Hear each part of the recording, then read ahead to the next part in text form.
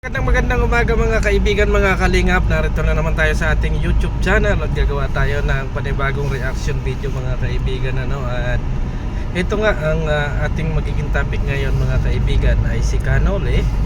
At ang sabi nga nila mga kaibigan, ito ay member po ng Karipa, kaya kailangan din natin na malaman kung ano ang site ni Kanole dito. Hindi pwedeng wala tayong pakialam kasi member ko ito.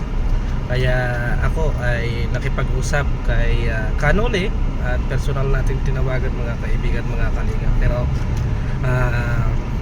bago natin umpisahan yan, i-shoutout muna kay Kuya Bal Santos Matubang, Kalingap Rap, and Ate Edna, at sa lahat ng ating mga viewers. Mega love shoutout po sa inyong lahat mga kaibigan. So ito, dumako na tayo sa ating pag-uusapan mga kaibigan, At tayo nga ngayong panahon ay magdadrive. So ang usapin kasi dito mga kaibigan ay about sa babae nga kay Joy mga kaibigan, At marami rin yung nagko-comment na itong si Kuya Nole daw ay sponsor pa ito ng Dan Joy mga kaibigan. Ito daw po ay kumukuha ng sharing or na nangungulikta mga kaibigan, mga kalingap, para sa pabahay ni Joy buwan-buwan. Yan ang sinasabi. Bago pagkatapos noon at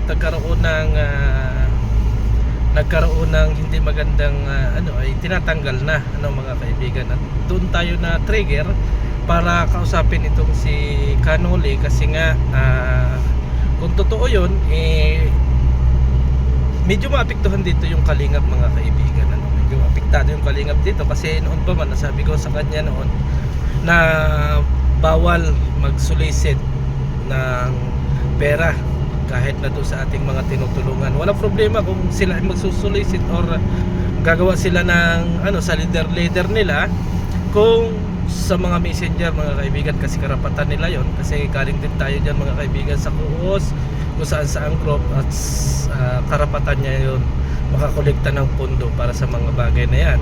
At ngayon nga marami ang nagme-message or marami tayong nababasang comment na ganoon si Kanole, kaya na-trigger ako na kausapin siya kasi part siya ng Karipa mga kaibigan, para sa ganoon ay mas malinaw yung ating magiging action about sa mga bagay na ito. Kasi sabi nga natin dito mga kaibigan sa kalingap, kahit anong laki mo, kahit ikaw ay sponsor, kung mali ka ay mabibigyan natin ng punishment mga kaibigan.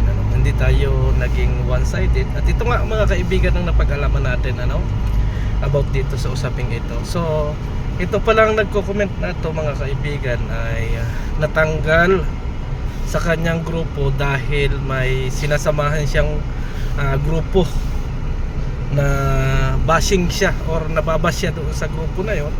Ay itong member niya ay nandun at parang namamangka siya sa dalawang ilog. So para sa akin okay lang yon na tanggalin ni Kanole about doon sa mga bagay na yon, kasi nga hindi maganda na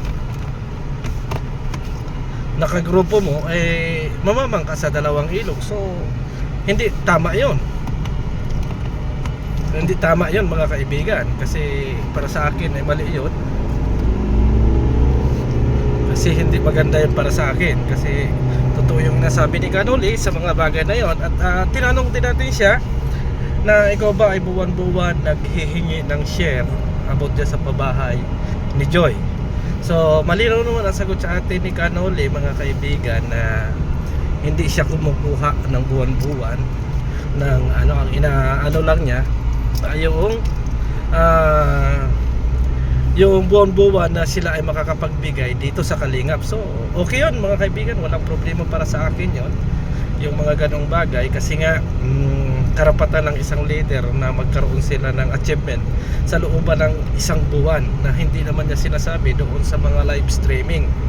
Kasi na-trigger din ako kasi marami ang nagko-comment, kahit saan ay may nagko-comment about dyan sa mga bagay na yan. Kaya minabuti natin nakausapin ng masinsinan si Kanole para naman alam natin kung ano yung site niya, at hindi naman natin makuha yung kabilang site mga kaibigan, kung ano ba talaga yung katotohanan. At kaya ako na rin ito na ikwento sa inyo, at kaya na i-content natin para yung nagko-comment ng laban kay Kanole ay mag-contact sa atin, magbigay ng tunay na resibo, kasi ito mga kaibigan para sa palagay ko, hindi magandang usapin ito. Kung ito ay paninira lang or may katotohanan, ay pwede siyang maglabas ng resibo para maimbestigahan natin si Canole, or itanong natin kay Canole kung bakit ganoon ang nangyayari, na isama rin natin doon yung usapin about sa Franjoy, mga kaibigan, na sinasabi nila na si Canole ay may sariling roles dito sa live streaming niya. So ang sabi naman niya doon ay paliwanag niya sa atin, kaya niya ginagawa yun kasi nga, mga kaibigan, ayaw niyang kumuha ng ayaw niyang magkaroon ng away sa kanyang live streaming, kaya kung may nagko-comment na ganon na hindi nagugustuhan ng ibang bashe, ng ibang viewers, ay idinidelete na lang niya, o pinadidelete na lang niya. So karapatan niya po yun, mga kaibigan, mga kalinga, para walang gulo sa kanyang YouTube channel. Hindi naman ito, mga kaibigan, sa ipinagtatanggol natin si Canole, ay kinakausap natin ang masinsinan para sa ganon alam natin kaagad yung side niya. Mahirap kaagad kasi na husgahan ang isang tao sa mga bagay na ganito, para alamin natin at makausap natin about dyan sa mga bagay na yan. So marami rin yung nagsasabi na ginastos ni Canole yung pera ng pabahay, hindi natutuloy. Ang katunayan niyan, mga kaibigan, ay iniintay pala si Kalingap Rab, iniintay si Kalingap Rab ni Canole. So doon, mga kaibigan, sa mga ganong comment ay nalinis na siguro natin, o nalaman natin about lang dito sa isbang comment na sinasabi nga doon na buwan-buwan ay nagtatanggal or nag-aano si Canole, mga kaibigan, mga kalingap.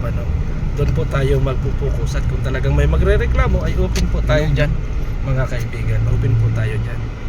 So yun ang malinaw doon, mga kaibigan. Kaya matagal-tagal din kami nagkausap kasi baka sabihin ninyo na, Pres, bakit ganon? Puro content ka lang yata. Hindi, kaya natin ginawa yan kasi member nga po ng Karipa, at ayaw naman natin, mga kaibigan, na madadala yung kalingap or yung Karipa pagdating sa mga ganyang bagay na usapin about sa pera.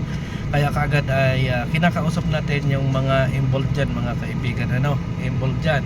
So, kaya sabi natin, kung ano pa man yung hawak nilang ebidensya, kung anong may resibo sila, ay ibigay lang sa atin, at open naman tayo sa mga ganyang bagay, mga kaibigan. Hindi naman tayo one-sided na sinasabi nila na naka-part lang tayo doon sa member ng Karipa. So naka-open po yan, mga kaibigan, huwag kayong mag-alala sa mga bagay na yan kasi open po tayo.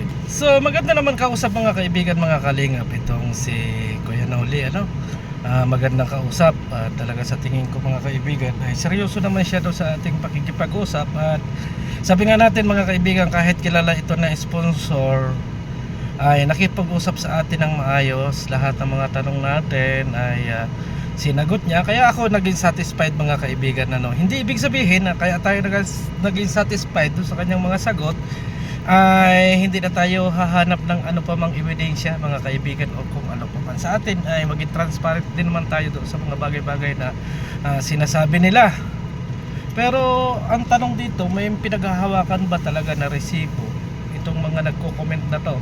Di bali na doon sa mga kasamahan natin na nagko-content, mga kaibigan, kasi kung ano man yung hawak nila, ay wala naman tayong doon, mga kaibigan, wala naman tayong against doon, hindi naman natin inaano.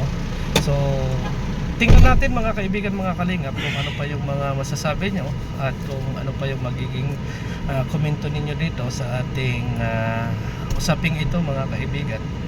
At sabi ko nga, open tayo dito, open tayo na malaman kung ano yung katotohanan sa mga bagay-bagay na ito, kasi nakasalalay dito kasi, mga kaibigan, yung part ng kalingap. Matagal man na natin itong nasabihan si Kuya Nole about dyan sa pabahay nga ni Joy, na bawal sa live streaming na magkaroon ng soliciting or kung ano pa mang usapin about sa pera. Pero kung sa part ng grupo nila at about doon sa mga pagpapasalamat niya sa live streaming, ay wala po tayong dapat ibutas doon kay Canole, mga kaibigan. Karapatan niya po na magpasalamat doon sa mga taong nag-share ng tulong para doon sa kanilang programa or doon sa pabahay nila. Hindi natin kinukontra yun.